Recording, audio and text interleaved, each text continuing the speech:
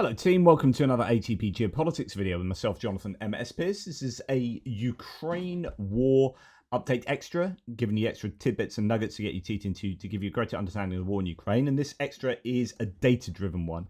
This video won't be for everyone. If you saw my one yesterday, it is just me looking at spreadsheets full of lost equipment from both Russia and Ukraine. There's a big backlog of Andrew Perpetual loss lists. He did 19 out of the 40 days of backlog and released 19 sheets yesterday. I did the first 10. I'm going to do the second 9 today. So I'm just going to be looking at equipment to see if, there's one of the sheets, to see what has been lost on either side and see if we can derive any kind of conclusions from that.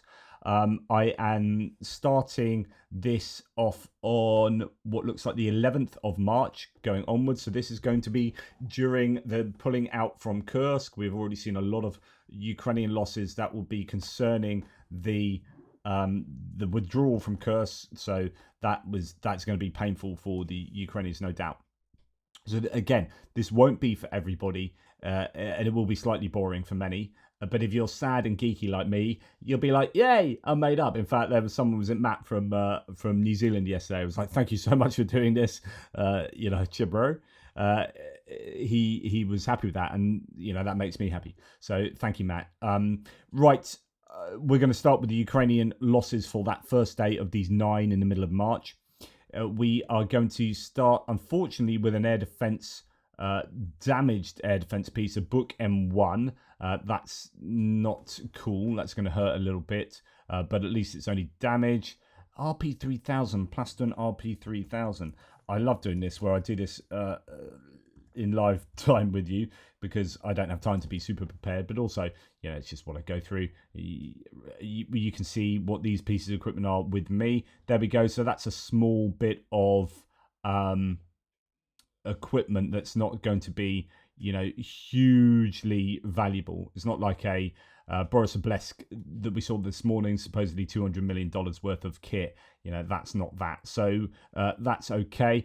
NTPQ 36 as well as a radar. That's one that goes on top of a Humvee type thing. So yeah, engineering vehicle captured, an M1150. So that's a military engineering vehicle captured, and we've got 2 captured IFVs, 2 captured Bradleys. That's going to hurt, and again, we're talking almost certainly about Kursk there. We have quite a few pieces of artillery, including 3 Bogdanas, the S-222, the self-propelled howitzer. 4 Bogdanas, 3 damaged and 1 destroyed. I've told you you're going to see a lot more of these. Why? Because they're making a lot more of these. They're churning them out they're hoping to get to 40 a month. They're somewhere between 18 and 40 at the moment. They said significantly more than 18.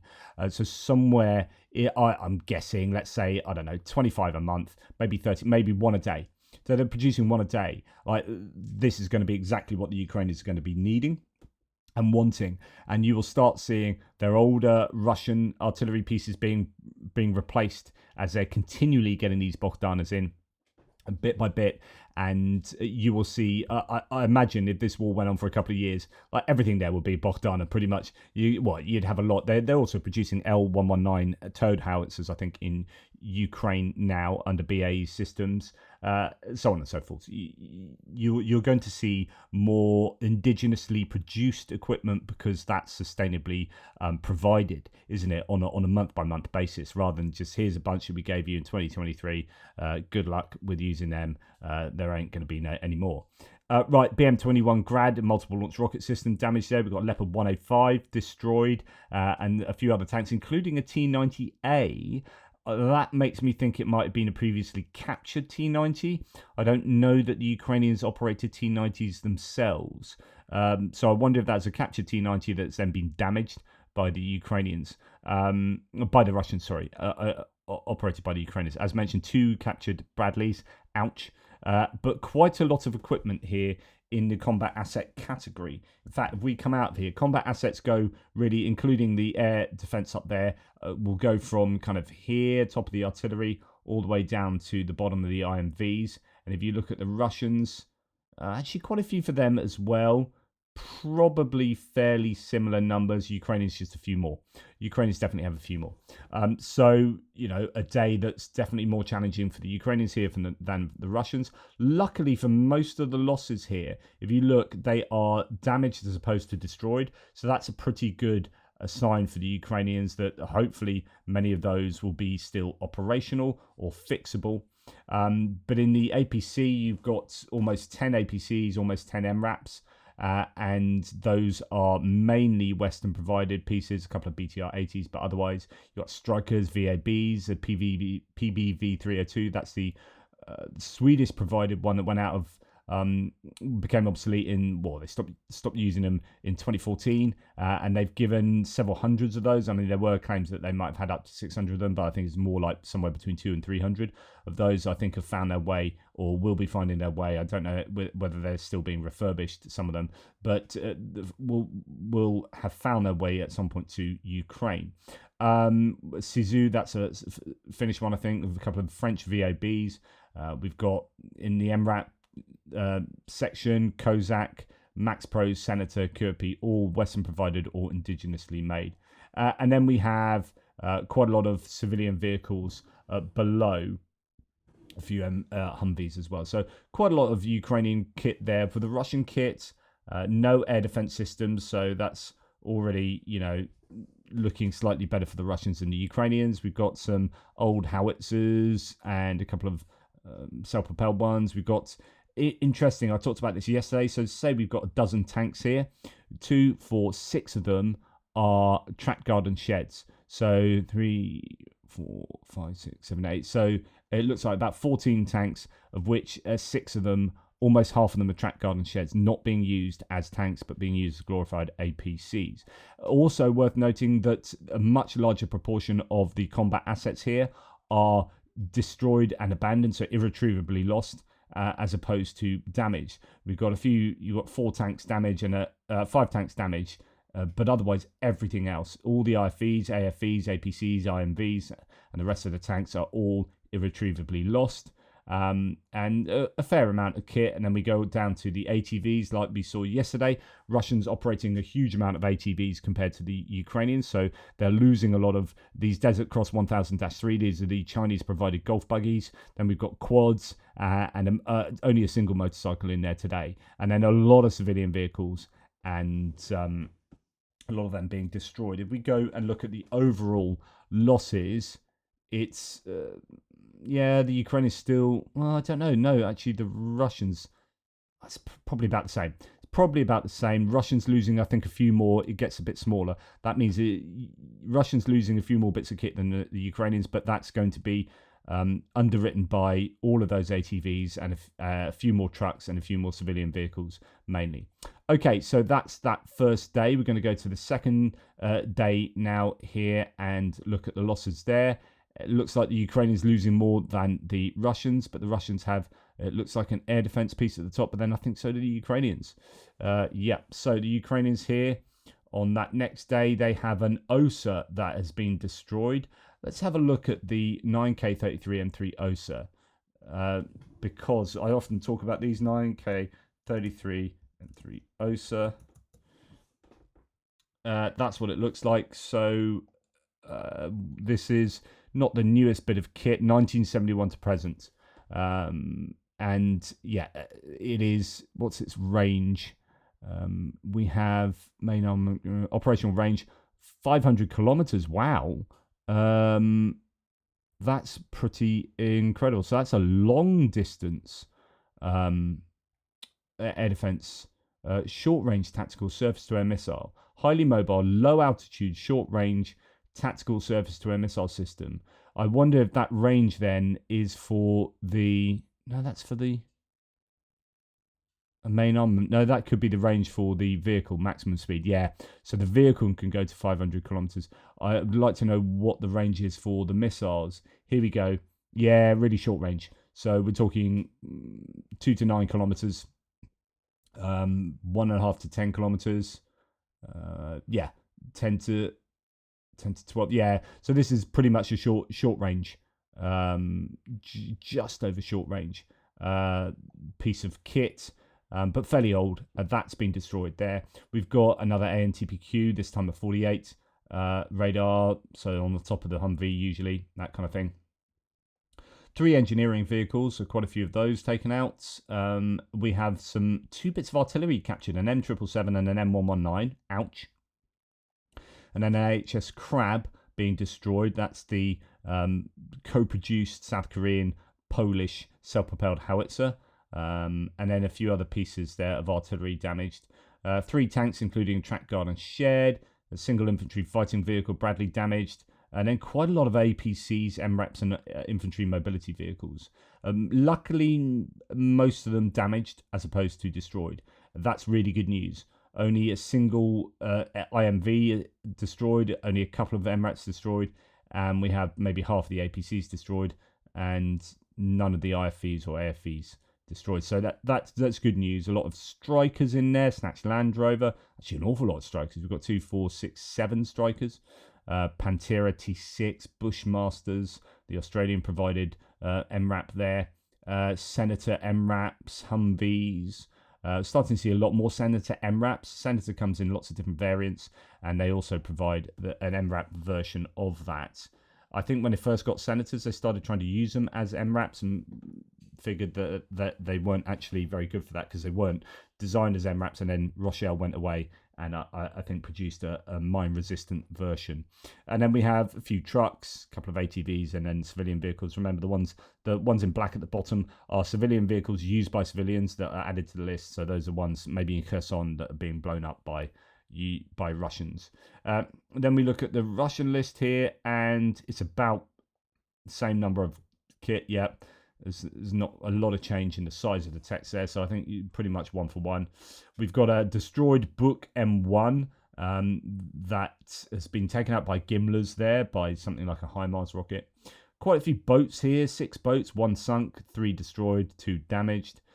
We've got quite a lot of artillery, a D48, a lot of D30s, and a couple of other ones there. Let's look at the D48. That's not something...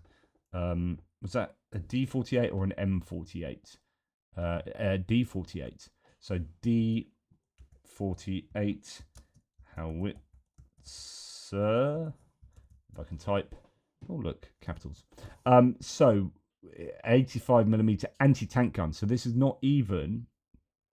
You shouldn't really use this as in direct fire. So that's something that you'd fire directly at a tank as it's coming towards you. Very long barrel there, isn't it?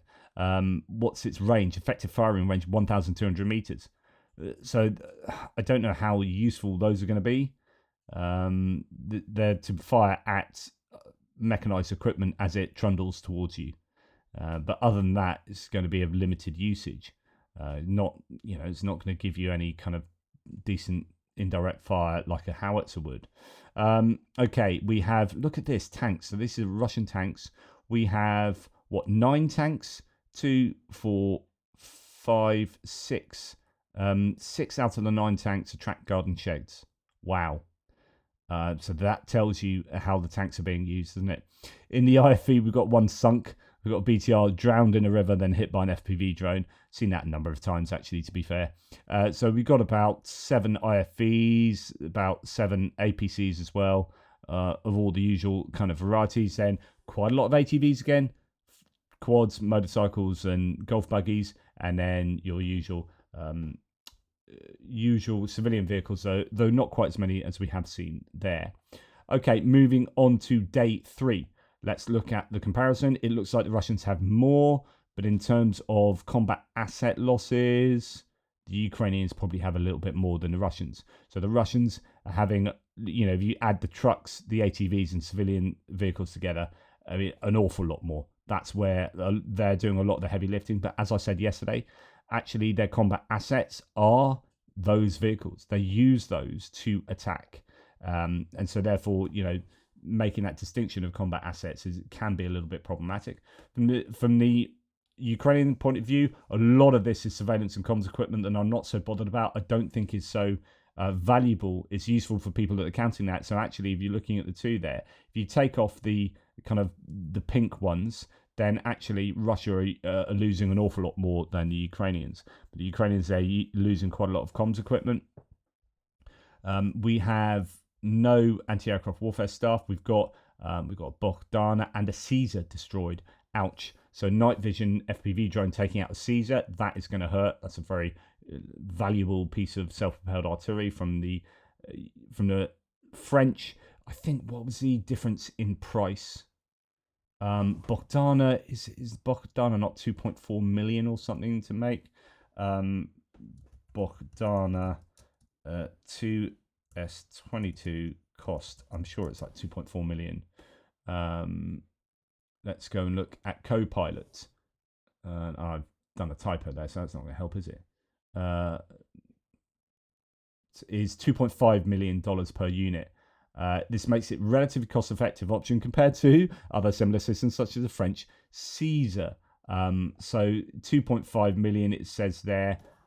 Caesar SPG cost. Oh, I've done another blooming typo. That's what happens when you can't feel your fingers. Okay, so 2.5 million as opposed to, was this something like 6 million for a 5.83 million? Yeah. So considerably cheaper, at least half the price. So when we're looking at the losses here, Caesar is, that's why I say, Caesar lost, because it's that much more valuable. I'd wonder how much better it is than a Bogdana as well. At 5.83 million, are you better off buying 2 and a bit Bogdanas for a Caesar? I would have thought so. I don't know that it would be 2 and a bit times better, but I don't know. Be interesting if any of you have any thoughts on that. Tank, we've got Leopard 105, another one of these blown up now or destroyed. These do have poorer armor. These are older tanks. That's the Leopard 1, not Leopard 2. They're much more susceptible to things like Vandal drones. They're more likely to be destroyed than the Leopard 2s. We're hearing that tanks are generally being used as indirect fire at the moment, sort of like artillery, because they are just too vulnerable. Even the Leopard 2s, even the newer variants of tanks, the Bradleys, the Challengers, the Leopard 2s, they're still very vulnerable to drone attacks. Infantry fighting vehicles, another Bradley destroyed. Only three tanks, 3 IFVs, a couple of AFVs, and then we're down to a lot of APCs here. And the proportion that are irretrievably lost is pretty bad here for the Ukrainians. We've got a dozen APCs, we've got about 10 MRAPs, and about half a dozen infantry mobility vehicles. Humvees, a Petra Hunter, Bat UMG, that's a American provided. Kirpies, a couple of Bushmasters again destroyed. Got a Turkish provided Kirpi captured, one abandoned, another destroyed. So a number of those falling by the wayside. Strikers, 4 Strikers irretrievably lost, and M113s damaged and lost as well. And so, that's a fairly challenging list of combat asset equipment for the Ukrainians, due to a lot of it being irretrievably lost. The Russians on this particular day, day 3 here in our list, having a fair bit of kit, but not as many combat asset pieces. They've had a destroyed Buk air defense system there, a couple of electronic warfare pieces. We've got some howitzers and MT-12 Repairer. That's an anti-tank gun as well. I don't know how useful they are really. 4 tanks, mainly older varieties. We've got infantry fighting vehicles. We've got a captured BMP-2. Got about 8 IFVs, mainly destroyed. Some AFVs, APCs, usual kind of stuff there. But I think the Ukrainians losing more. And then the Russians losing a lot more trucks, ATVs. I mean, look at the amount of quads that they've lost there. That's 20 quads? Motorcycle, couple of golf buggies, a few motorcycles. Just an incredible amount of kit. And then look at the civilian vehicles. I showed you a video in Belgorod of someone driving down the road of death there. And just, there you've got 20 vehicles. That's just 1 2-minute stretch of road, 1 minute stretch of road. You got like 20 vehicles taken out. So there you go. There's the whole bunch of that just in one road, and you multiply that across 1,000 kilometers of front line, and then even going north of the border as well, because usually front line's counted from the the border downwards. Well, actually, we can really count the entire northern border as a front line now. Right, going on to day 4, let's have a look at the comparison of the two. Right, Ukrainians having a better day here. The Russians losing, actually, broadly about the same amount of combat asset losses. There is an air defense system, though, lost at the top. But then, trucks, ATVs, and civilian vehicles doing a lot of heavy lifting there. Again, let's look at the Ukrainians. Okay, so on day 4, we've got another Bogdana thrown in, destroyed another AHS Crab. So you start to get a sense of the sheer volume of kit that the Ukrainians are losing over time here. If you look at 19 days worth of kit that we will have got by the end of this video, and think how many M113s, look, just today we've got irretrievably lost, so 1 captured, 1 abandoned, 4 destroyed, 1 damaged. Those are just M113s. That's like 8 M113s there, or 7 M113s there. Wow. And then that kind of thing's happening day in, day out. This counts. This all accumulates to just huge numbers.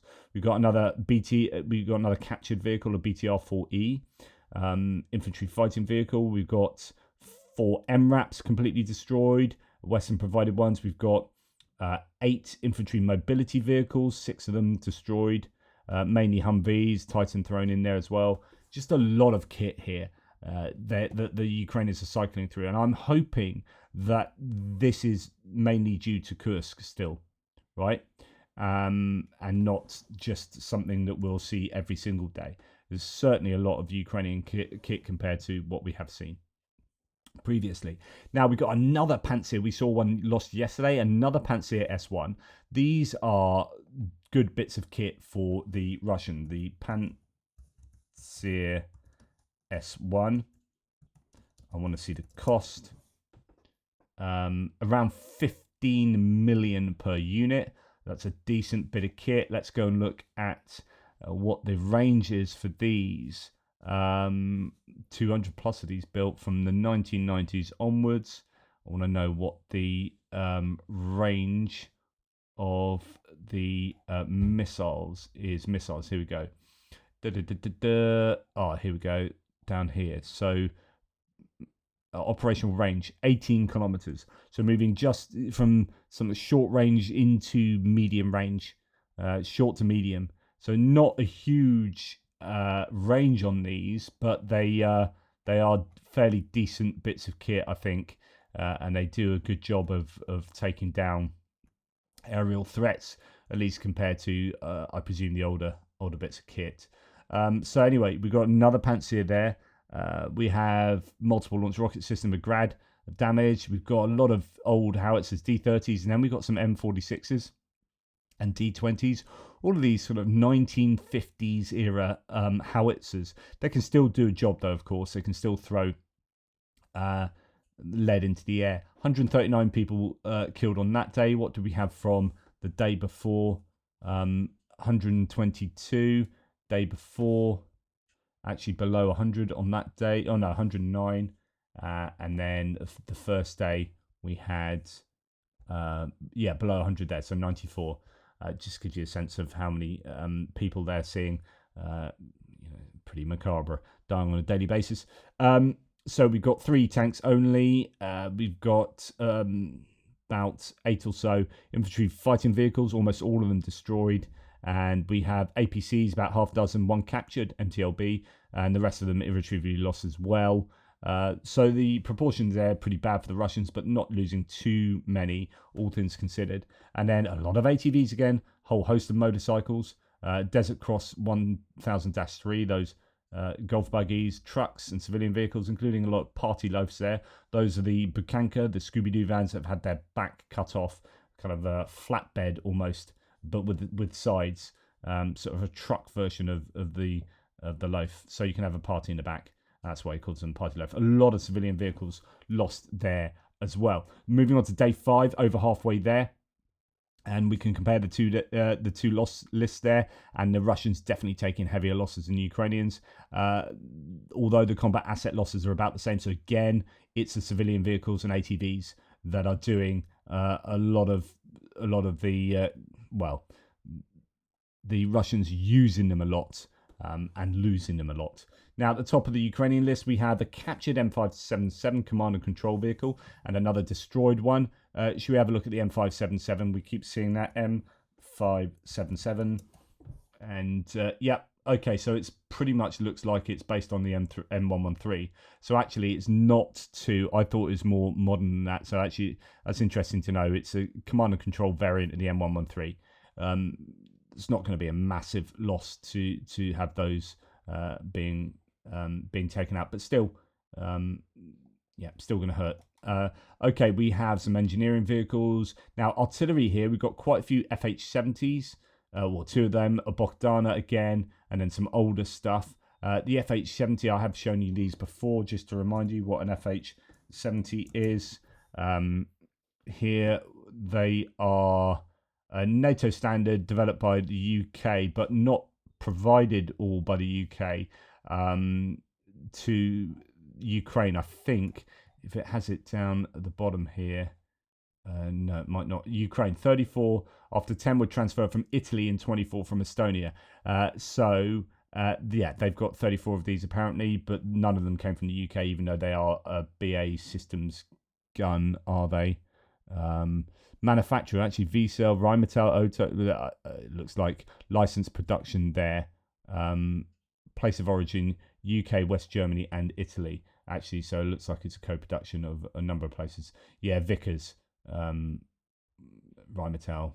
Okay, so a couple of those on the list. We've got another captured Bradley, previously mentioned as abandoned. That's worthy of note, actually, that there will be a number of pieces of kit that are mentioned as abandoned and then later listed as destroyed. And so there is a kind of double counting. It's not a double counting as in, you would get rid of it if you knew it was there. I mean, this is knowingly double counted, as in it is abandoned. We've registered it as abandoned. We geolocated it as abandoned. And then 3 days later, it then gets blown up by a bunch of FPV drones. And you're like, it's now blown up, which is why he often states here, abandoned, then hit by FPV drone. Abandoned, then hit by Vandal drone. That it's previously known to be abandoned, that they are listed as abandoned, then hit by drone drop bomb, etc., it means that they're probably already appearing on lists. So that actually will take down the loss lists fairly considerably over time for both sides, because that would be the case for both sides. That's something I should have mentioned a lot more previously. But anyway, we got an abandoned Armada 1A3. And then we got YPR 765, the Dutch version of the M113, a couple of those. What do we have? 5 APCs, again, mainly M113s. We got MRAPs and IMVs. We've got Iveco and Iveco and Humvees and whatnot. So nothing too crazy there. It's sad to lose another Bradley. I would love to know how many they've got and how many still might be coming through, if any. Right, air defense system damaged by the Ukrainians here. Russian OSA damaged there. Then we've got 3 BM-21 Grads, 2 destroyed, 1 damaged. Rest D-30s, 4 of those on the list. Excavator. We've got 5 tanks. We've got about a dozen infantry fighting vehicles, but actually most of them damaged and not destroyed. Only 5 of those destroyed or abandoned. A few APCs, and quite a few trucks, quads, civilian vehicles, a lot of civilian vehicles, and then more motorcycles at the end as well. And they're doing most of the heavy lifting. If it wasn't for the air defense system being damaged there, then it would pretty much be like for like. But the Russians just losing a lot more of the other types of vehicles, as ATVs and trucks and whatnot. Okay, moving on to day 6 now, almost there. We have more losses for the Russians, but yet again, it's the same story, that most of those losses are coming from ATVs and civilian vehicles. Just making sure that is that looks very similar. Just going to make sure I haven't doubled the day. Yeah, I doubled the day. So this is now on to day 6, and we have more Ukrainian losses than Russian losses. And indeed, Russians have quite a lot of ATVs and some trucks on there. So it looks like combat assets, the Ukrainians losing more combat assets and actually more civilian vehicles as well. So we'll look at the Ukrainian losses first, as per normal. Quite a few surveillance and comms stuff on there. If I could actually feel my fingers, I'd know what I was doing. What do we have? So artillery, yeah, old Soviet era artillery there, actually, interestingly. A couple of tanks, including a track guard and shed for the Ukrainians, a couple of infantry fighting vehicles, quite a few APCs, again, Strikers, M113s featuring heavily. Captured Bushmaster, Australian one, captured Humvee, quite a few MRAPs lost and damaged, and a few infantry mobility vehicles. Nothing too crazy, but just a lot of those vehicles. Again, a few of these abandoned, then hit, presumably recovered. Crew jumped out after the Vandal drone hit. Yeah, different ones like that, but some of these will have been mentioned on previous lists as well, you would have thought. And then, yeah, quite a lot of civilian stuff there. Luckily, most of that damaged as opposed to destroyed. For the Russians, just definitely a better day for them here in terms of the core combat assets. Only a couple of pieces of artillery, 4 tanks, 7 infantry fighting vehicles, and an infantry mobility vehicle. Okay, most of those being irretrievably lost, but not too many. Just a lot of ATVs, golf buggies, quads, and motorbikes again, and quite a lot of civilian vehicles, but not as many as the Ukrainians. So the Ukrainians having a worse day on day number 6. Now day number 7, we have, what do we have? Definitely more Russian stuff lost than the Ukrainians. Combat assets, probably about the same. The Russians is losing a lot more trucks, ATVs, and civilian vehicles. Ukrainians having a lot, quite a bit more comms equipment, which is, I don't think, quite as bad. We'll look at the Ukrainians' losses, and actually just a couple of bits of artillery, damaged Bogdana. Got an M1 Abrams lost there, that's destroyed. We've got a captured Bradley, captured BMP2, and a captured BTR, 60 PB, so 3 captured vehicles. That usually means that the Russians are making advances into areas where the Ukrainians had been advancing previously or had been on the offensive to have all that equipment. So just always think that it's going to be a place like Kursk or maybe Belgorod where you're going to be losing equipment like this. So anyway, tanks, half dozen tanks, but as mentioned, losing an M1 Abrams, that's going to hurt a bit. Infantry fighting vehicles, actually most of them old Soviet ones, just 2 Bradleys, 1 captured and 1 destroyed. That's going to hurt. And then quite a lot of MRAPs, APCs, and IMVs as well. My goodness, we've got Senators, a lot of those, M113s, Max Pros, Kirpis, all the usual suspects, but just a lot of them there. Mainly taken out by night vision drones and FPV drones and Vandal drones. Those seem to be the order of the day for the Russians there. Now, the Russian losses are pretty significant. We have a Panzer S1 destroyed again. My goodness, so that's a third one in just these set of losses that I've been showing you both today and yesterday. A Zoopark 1. So the Zoopark 1 is a big bit of kit there. That's worth an awful lot of money. Zoopark 1 cost 10 to 15 million dollars there. So that is what it looks like, one of these big sort of radar platform things. There you go. So that's the Zoopark 1, and that will have hurt quite a bit. So those are 2 really big losses, I think, for the Russians there. We've got a 2S7 Pion. That's a huge self-propelled howitzer, got a really long range, that very long barrel. D30 artillery piece, an old bit there. Right, okay, tanks, about maybe a dozen tanks, with a good half of them being track guard and sheds there. Over half maybe, oh no, 6. Yeah, something like 50% of them, yeah. Then we have about 15 infantry fighting vehicles. So the Russians are losing quite a bit of kit on this particular day, and most of it irretrievably lost in the IFV, APC, MRAP, and IMV segments there. And then a lot of trucks, And again, ATVs, huge number of ATVs on the list, and quite a lot of civilian vehicles. So that's a fairly bad day for the Russians. Ukrainians, I think, having the upper hand there.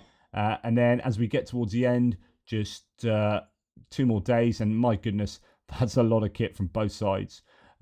With the Ukrainians losing more in terms of the combat assets there. I mean, just a lot of MRAPs and IFVs and APCs and IMVs, all those letters together. I will quickly go through the Ukrainian losses, and they've got quite a lot of losses here. 3 of those M577s, those old M113 command ones. We've got a Panzer recovery vehicle. That is a German provided one. That's an ARV, armored recovery vehicle. And then engineering vehicles, actually got a couple of Vicent ones. These are mine clearers provided by the Germans. They're losing 5 engineering vehicles there. Well, 3 of them are damaged, and then a couple of them destroyed or abandoned. We've got captured 2 S1 Grodzika. That is less likely to happen. To have a half decent ranged surf propelled gun captured, I mean, that gun's going to be 20 kilometers behind the line, or no, 10 kilometers behind the line. So if you're going to lose that, it's likely to have been completely knackered. And when the Russians were coming through, it's just completely just abandoned, because that's unusual to get one of those captured. And then a couple of other of those have been destroyed on the list. We've got 4 tanks, nothing particularly to worry about. Quite a lot of Bradleys here, my goodness. So on a list of about 10 infantry fighting vehicles, we've got 4 Bradleys irretrievably lost, destroyed or abandoned, and 2 Bradleys damaged. I mean, that is, bad news there. Different reasons, from a Lancet to abandoned, hit by FPV drone, Vandal drone, so on and so forth. And then we have just quite a large list of MRAPs here, usual culprits there, from Bushmaster to Kirpi 2, an updated. Kirpi means hedgehog in Turkish, so that's what they're called. Senator MRAPs and etc. etc. We've got a captured Humvee and a bunch of other infantry mobility vehicles, including a couple of Ukrainian manufactured Novators destroyed there. But I think that's a fairly challenging day at the office for the Ukrainians in terms of quite a lot of losses there of useful bits of kit. The Russians here, huge amount of losses too, but again, it's going to be ATVs, civilian vehicles and trucks. We do have a helicopter up here, so a Mi-28.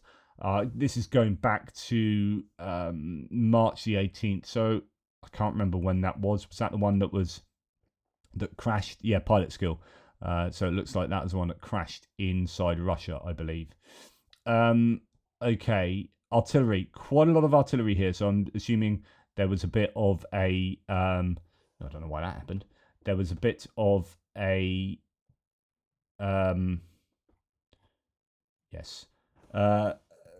a montage of videos released. Sometimes computers do funny things, don't they? Yeah, a montage might well have been released. Although, actually, looking at this equipment, my goodness. So you got 3 BM-21 Grads there, night vision drones, but actually there are 3 Coxswains here are taken out by Gimlers. I remember that. I showed you that video where you had these M1989 Coxswain. These are the self-propelled guns that the North Koreans have provided up in, I presume, the Kursk region, I think it was. 3 of those were taken out by a Gimlers, a cluster munition, all damaged there. Don't know quite how badly damaged they were. And then, yeah, quite a few, interesting to see quite a few Grads damaged there. Then onto the tanks.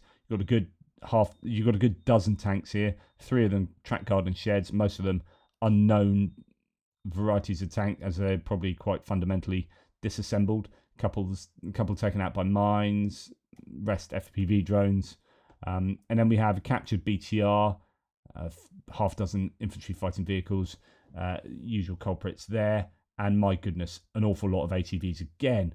I mean, you're talking like, if you think over the 19 days, how many motorbikes, how many quads, and how many golf buggies are destroyed have been destroyed. Just incredible numbers, and a lot of civilian vehicles there as well destroyed. And of course, that shows that although I talk about the combat assets, to repeat myself, yeah, the Ukrainians might have lost more combat assets than the Russians, but actually the Russians have probably lost more combat assets because they're using those quads and buggies and motorcycles as combat assets to attack. Now, this is looking interesting at the top of the Russian losses. They look to be quite a few of a different colour. I wonder what they're going to be. But both sides losing huge amounts. It's going to be interesting to see what the ratios of equipment are. We'll start with the Ukrainians. There's an awful lot of comms equipment that we're going to pretty much ignore, Starlinks and whatnot.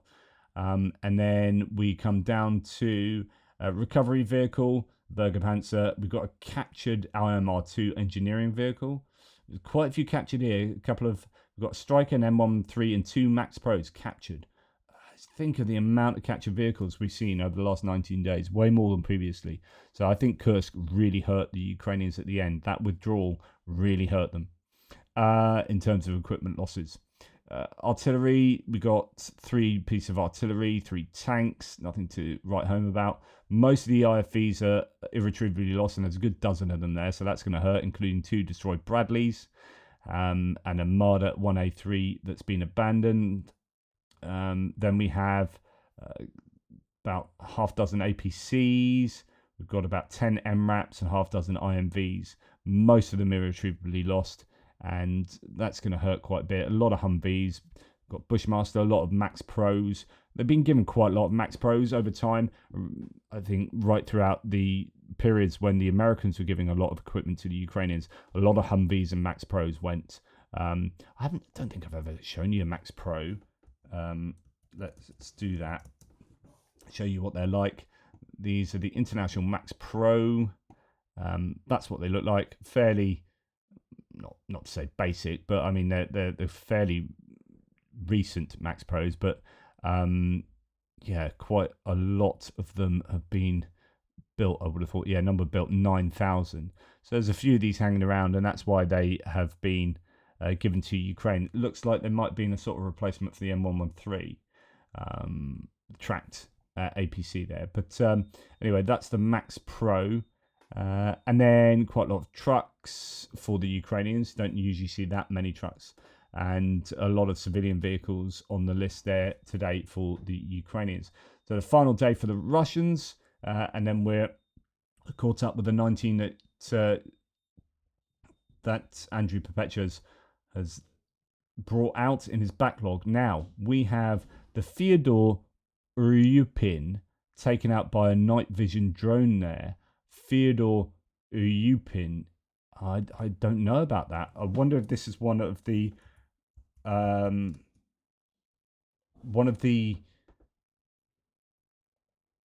Crimean vessels or vessels near Crimea on the way to Crimea taken out by the unmanned sea vehicles or unmanned surface vehicles, releasing those aerial drones and then hitting a few boats that we've seen. Uryupin, something like that. What was this? In Crimea, Ukrainian drone hit. Yeah, yep. So this is the account of that. Ukrainian forces seized the vessel off Crimea with a drone. So that's the vessel there.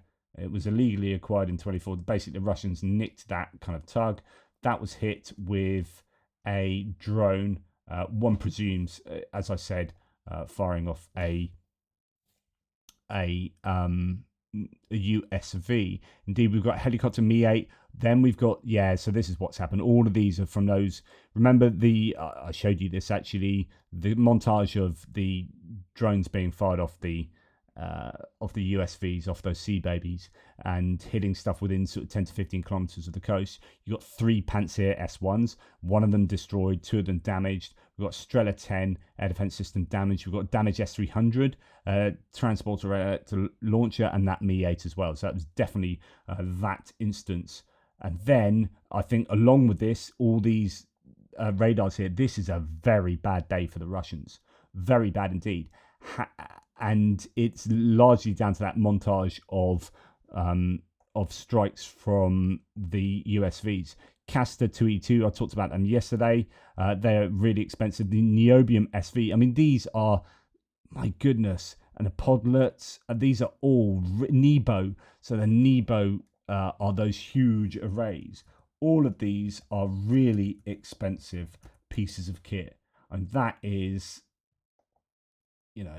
that's a big old bit of kit, that array there.